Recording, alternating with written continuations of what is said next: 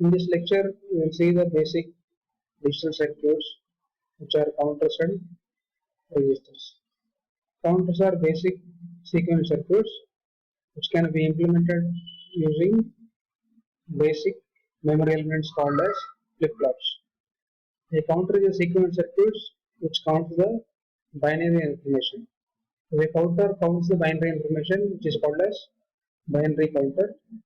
If a counter does not follow the binary sequence, which are called as non-binary counters. Basically, counters are two types. First one is synchronous counters, and the second one is asynchronous counters. In synchronous counters, a common clock input is connected to all the memory elements. But in the case of asynchronous counters, which are also known as ripple counters, no common clock is connected to all the memory elements. Let us see the basic synchronous binary counter up counter state table. Let us consider 2-bit counter, which consists of 4 states: 0, 0, 0, 1, 1, 0, 1, 1. For every clock input, the counter increments its count by 1. You see the state table. Initially, the counter at 0, 0. The next state of the counter is 0, 1. If it is 0, 1, next state is 1, 0. If it is 1, 0, 1, 1. If it is 1, 1, the next state is 0, 0.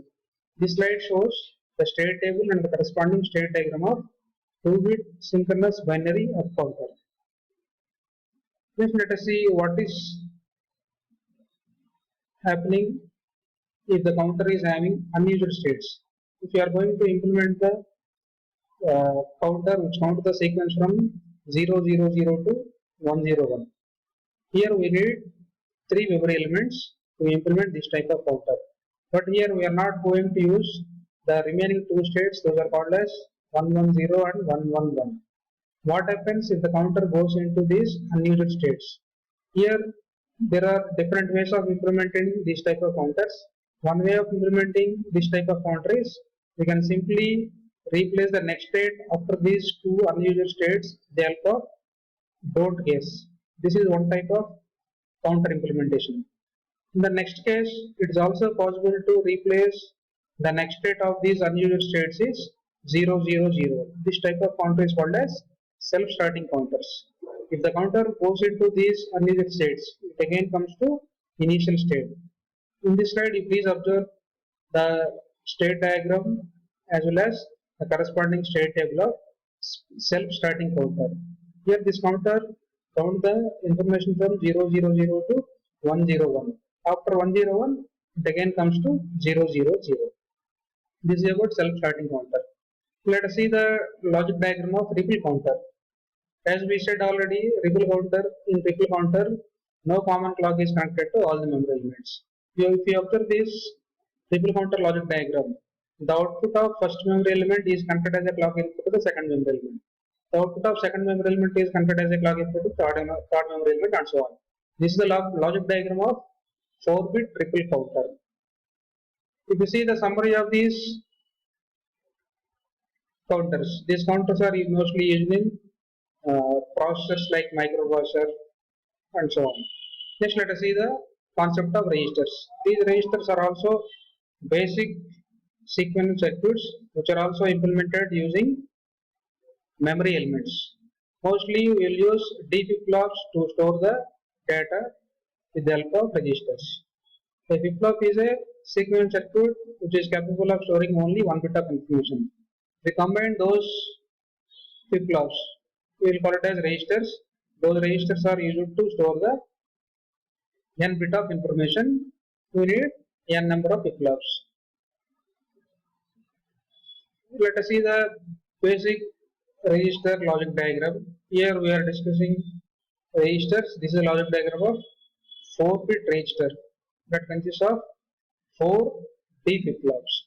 A common clock is connected to all the memory elements as well as a common clear is connected to all the memory elements.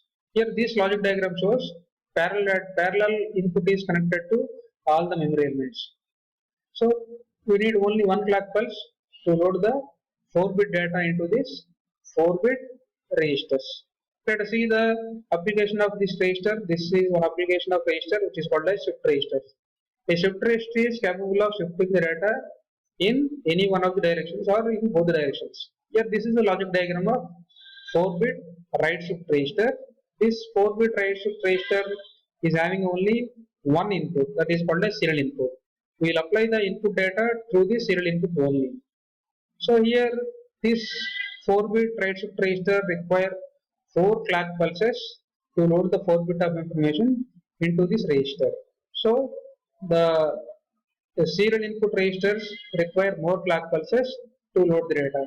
If it is a parallel register, we need only one clock pulse to load the data. So loading the data into parallel register is requires only one clock pulse. Loading the data into shift register requires more number of clock pulses to load the data.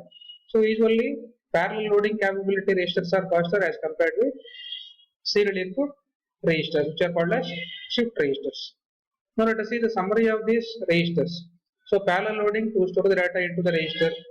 Usually it happens whenever we want to load the data into registers. Shifting the register contents either left or right or both sometimes. The one application of shift register is converting between serial into parallel data. This is major application of shift registers. Registers are central part of modern processors.